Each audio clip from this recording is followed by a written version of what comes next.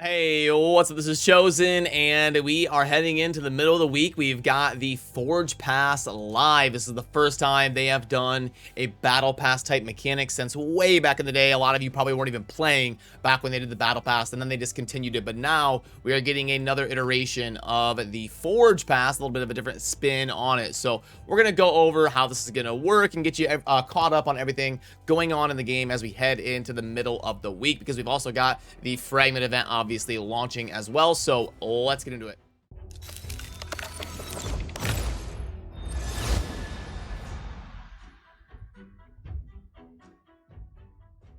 Alrighty, so the way this is going to work for the Forge Pass is you've got the two different rows here. I'm pretty sure you're familiar with how that works. You've got the top row that you can complete and finish and get all the way to the end here to level 50, and then you will finish the Forge Pass and get the reward over here, the full 6-star legendary set. But if you spend to get the gold pass, if you spend the dollars right here, so the one on the right is just going to auto finish some levels for you earlier than you would need to take the time to complete them. So if you're going to be active playing the game, all you got to do is purchase the gold pass. You don't need to purchase the bonus levels. As long as you're active playing the game and taking it seriously for finishing the daily and weekly challenges, you should progress just fine and be fine with just buying the left side here, the $19.99 version, without having to spend the full $40.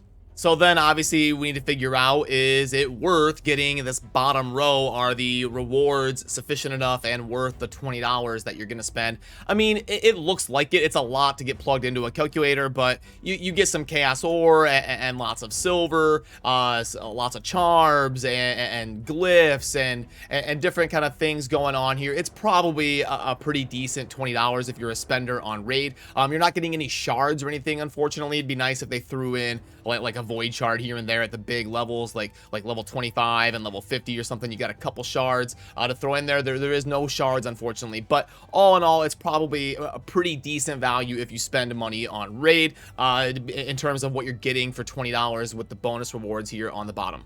So I went ahead and scooped it up for the $20, and you can see this is what it will look like when you do. You will get the gold pass unlocked, and then you tap to continue, and now the bottom here is unlocked. So as I progress through these different tiers and get these different levels, now you can see I can collect on both sides of it, the top and the bottom, and I think it's pretty decent value for anybody that's serious about playing raid and spends any money on the game.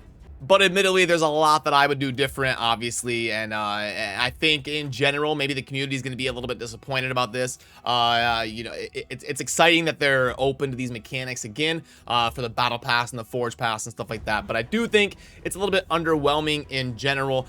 So let me know what you think down below about the structure of the Forge Pass. And the set is pretty decent. It's speed and ignore defense. It's not like a top 5 set or anything because it's only going to be for very specific damage dealers, and typically damage dealers are going to be your lower speed champions. It almost be like the lethal set is better when you've got the crit rate and the ignore defense. Obviously, that's way more pertinent to damage dealers. So yeah, I would rank the set somewhere in like that 8 to 15 range. It's definitely good, but it's not like it's a god tier lethal set or anything, in my opinion. But let me know what you think about the structure of the Forge Pass and all that. I really enjoy reading your perspectives as well.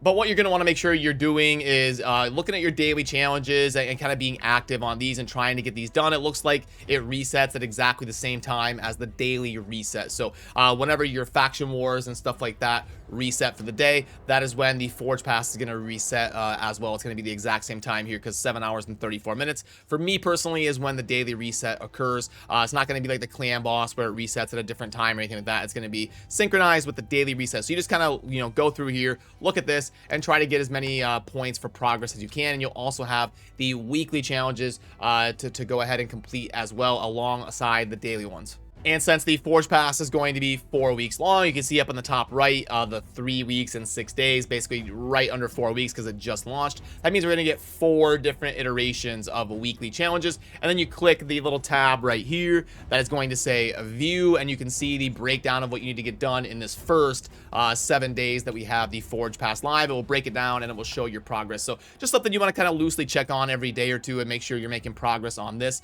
if you're trying to get as many rewards as possible in the Forge Pass. And then in terms of if you don't buy the Forge Pass, if you're just doing the free-to-play version, it's really not that bad. You get the same stuff. You get silver, magisteel, some stuff for crafting, some glyphs here. So it really not that bad because it is just kind of free stuff for playing the game and actively doing these challenges and trying to participate in things. But obviously, I'm sure, you know, we were hoping for a little bit more hype around something like this, if it's just going to be involving the Forge especially. And these little stones that you see right here, these aren't special shards or anything. These are what are going to be required as material to craft this new Instinct set. So you get the different rare, epic, and legendary versions of these Instinct stones that are going to be going in the Forge. That you can see right here, where it's going to show you the current ones that you have earned, and you can earn them in the Forge Pass. Those Instinct stones required to craft that new set for your damage dealers that you want. A little bump on speed and to ignore some defense. And we covered this in yesterday's video, but we just want to make sure and keep you in the loop. Today is 4/20, Wednesday, April 20th. So right now you're going to want to focus on the Fire Night tournament, especially if you need to finish high rank 1 or rank 2 to get some bonus fragments. If you're going to be missing out on all of the fragments from the Champion Chase or the Summon Rush, getting high in a tournament or two would be a big priority for you. Also, Artifact Enhancement, and you'll be double dipping with Dungeon Divers here with the Fire Night grinding that you are doing. And then we're going to have to do some Champion training as well, but you have a lot longer on the Champion training. You can see over here a couple bonus days after the Fire Night and the Artifact Enhancement and the Dungeon Divers. So I would focus on them first, and then heading into this weekend, you're going to be doing the Spider and Champ training along with any of the shards you're pulling for the crazy 10x's that are going to be going on. We're going to have the different shards boosted on Friday, Saturday, and Sunday. And we're going to have a 10x for Ancients on Friday, and then a 10x for Sacreds on Saturday, and a 10x for Voids on Sunday. But I've got a dedicated video going over that. Some pretty crazy champions up for grabs this weekend, though, with things like Kymar and Siphi and Duchess and Battle and Withers. So gonna be a good opportunity for people that are close to their Mercy or want to YOLO some shards during the Summon Rush to hopefully have a better chance at getting one of those champions. But just know that 10x is a lot more impactful for non-Voids than it is for Voids, because there's just so many non-Void legendaries that your odds are much worse on the Ancients and Sacreds in terms of actually proccing the effect of the 10x than it is for Void shards. And we have also got a brand new iteration of the Hydra, which reset last night. So hopefully you got your keys in if you are in a clan that hits the Hydra. And you've got a few days off now if you want. Otherwise, get in there and spend the new keys that you've got for your Hydra fights.